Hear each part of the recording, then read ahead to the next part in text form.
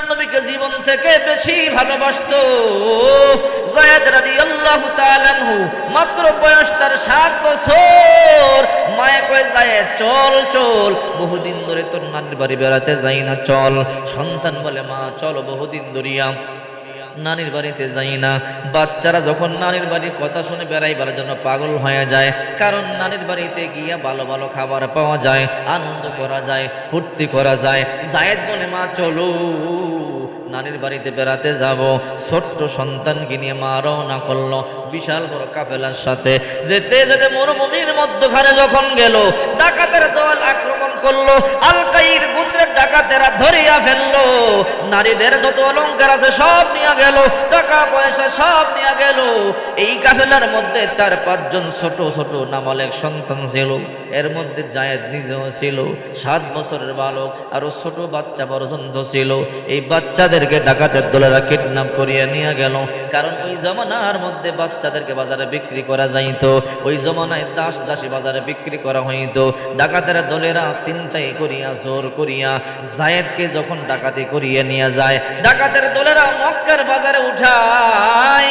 মক্কার মধ্যে 2টা মেলা জমতো, মাজান্না আর ওকাস। ওকাজের মেলার মধ্যে যায়েদকে বিক্রি করবার জন্য উঠাইয়া দিল। এইদিকে যায়েদের মা জানে না যায়েদকে ডাকাতেরা কোথায় নিয়ে গেল।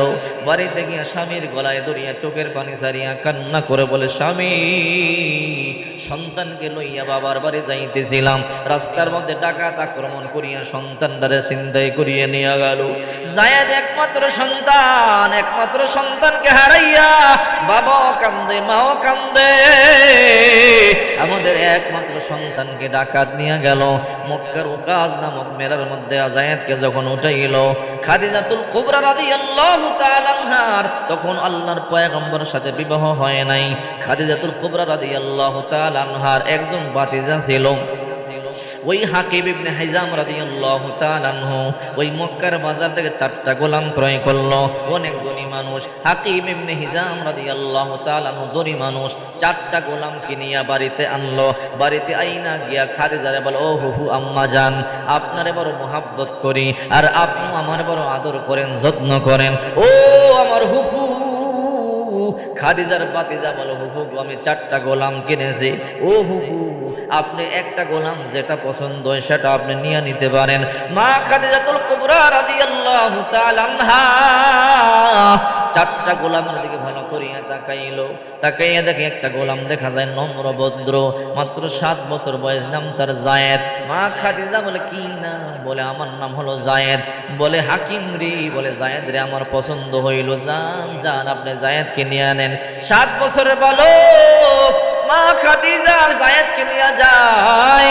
কিছুদিন পরেই মা খাদিজার আল্লাহর পয়গম্বরের সাথে বিবাহ বন্ধনে আবদ্ধ হয়ে যায়। আল্লাহর পয়গম্বর কাজ করতে বড় কষ্ট হয়। আল্লাহর পয়গম্বর কালিমার দাওয়াত দেয় একা একা। আল্লাহর পয়গম্বর একা একা কাজ করতে বড় কষ্ট হয়। মা খাদিজা দেখে আল্লাহর পয়গম্বরের বড় কষ্ট হয়। মা খাদিজা বলে, ও রহমতের নবী, আপনার একা একা কাজ করতে বড় কষ্ট হয়, আপনি কালিমার দাওয়াত দেওয়ার জন্য একা একা যান, আপনার বড় কষ্ট হয়। ও রাহমাতুল লিল আলামিন, আমি একটা কাজ করতেছে। বলে, কি কাজ? আমার একটা গোলাম আছে, বড় নম্র, বড় ভদ্র, ছোট্ট গোলাম, মাত্র 7 বছর বয়স। এই যায়েদকে আমি আপনার হাদিয়া দিয়ে দিব। ও রহমতের নবী, এই যায়েদ আপনার খেদমত করবে, আপনি যেখানে যাবেন আপনার সাথে সাথে সে সেখানে যাবে। আল্লাহর পয়গম্বরকে হাদিয়া দিয়ে দিল। ওইদিকে যায়েদের মা বাবা কাঁদে,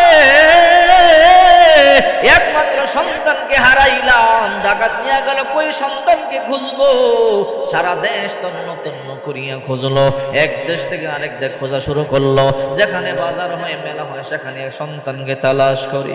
আমার সন্তানকে পাইলে যত বিনিময় হয় দিয়ে সন্তানটারে নিয়ে আসবো। মা বাবা কান্দে। একবার হজের মৌসুম শুরু হয়ে গেল। হজের মৌসুমে বাইতুল্লাহ চত্বরে হাজার হাজার লক্ষ লক্ষ মানুষ বাইতুল্লাহ তাওয়াফ করে।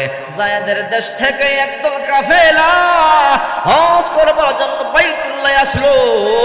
হঠাৎ করে তাকাইয়া দেখে বাইতুল্লাহ চত্বরে যায়েদের মতো একটা বাচ্চা দেখা যায়। যায়, সামনে গিয়ে বলে তুমি কি জায়েদ না? বলে হ্যাঁ আমি জায়েদ। তোমার কি মায়ের কথা মনে পড়ে না, বাবার কথা মনে পড়ে না? বলে হ্যাঁ মনে তো পড়ে। তো বাবার কাছে মায়ের কাছে কেন যাও না? বলে এমন এক মানুষ পাইলাম রহমতের নবী, যার চেহারা দেখে আমি আমার আব্বা আম্মার কথা বলিয়া গেলাম। আল্লাহু আকবার। 7 বছরের বালক মায়ের কথা বলিয়া গেল, বাবার কথা বলিয়া গেল, কেমন রহমাতুল লিল আলামিন পাগল হয়ে গেল। এবার এই কাফেলা যখন দেশের মধ্যে ফিরিয়া গেল, বলল তোমার সন্তানকে আমরা পাইছি। ওই পাইছু? বলে মক্কায় বাইতুল্লাহ তাওয়াফ করবার জন্য যখন আমরা চক্কর দিতেছিলাম, হজ করবার জন্য যখন বাইতুল্লাহ গেলাম, তোমার সন্তানকে বাইতুল্লাহ কাবার সামনেই দেখলাম। নিশ্চয়ই আশেপাশের কোনো ব্যক্তি তোমার সন্তানকে কিনেছে। যাও যাও গিয়ে তালাশ করু, তোমার সন্তান জায়েদকে তুমি বাইতুল্লাহর সামনে গিয়া পাইবা। আব্বা আম্মা পাগল হয়ে গেল, দৌড়াইয়া সে দেশ থেকে মক্কায় চলে এলো। আয়েশা তালাশ করে জায়েদ নামক কোন গোলাম তোমাদের কার ঘরে আছে কিনা সংবাদ পাইলো। হা হা বলে একটা ঘরে জায়েদের মতো একটা গোলাম আছে। বলে কি নাম? বলে জায়েদ। কোন ঘরে? বলে মুহাম্মদের ঘরে। গিয়ে বলে ও মুহাম্মদ, আমি এই সন্তানটার মা, আমি এই সন্তানটার বাবা, আমাদের সন্তানকে জীবন থেকে বেশি ভালোবাসি। ও মুহাম্মদ, আপনি ভালো করে জানেন একটা পিতামাতার কাছে তার সন্তান কেমন প্রিয় হয়, সন্তানটারা জীবন থেকে বেশি ভালোবাসি। ও মুহাম্মদ, ডাকাতের কবলে পড়লাম, ডাকাত সন্তানকে কিডন্যাপ করিয়া নিয়ে গেল। ও মুহাম্মদ, বাজার থেকে কিনিয়ে আপনি নিয়ে আসলেন, আমাদের সন্তান জায়েদকে আপনি দিয়া দেন। যত বকরি বেড়া দুম্বা লাগে আপনারা দেব, আমাদের যত সম্পদ আছে সব দিয়া দিব, আমাদের একমাত্র সন্তানটারে দিয়া দেন। আমি মা, আমার সন্তান ছাড়া আমি থাকতে পারি না, আমি বাবা একমাত্র সন্তানকে হারাইয়া থাকতে পারি না, তাড়াতাড়ি আমাদের সন্তানটা ফিরাইয়া দেন, যা লাগবে তা নিয়ে আনেন। আল্লাহর পয়গম্বর বলে জায়েদ এদিকে আসো। এটা কি তোমার মা? বলে হ্যাঁ এটা আমার মা। এটাকে তোমার বাবা? বলে হ্যাঁ নিঃসন্দেহে আমার বাবা।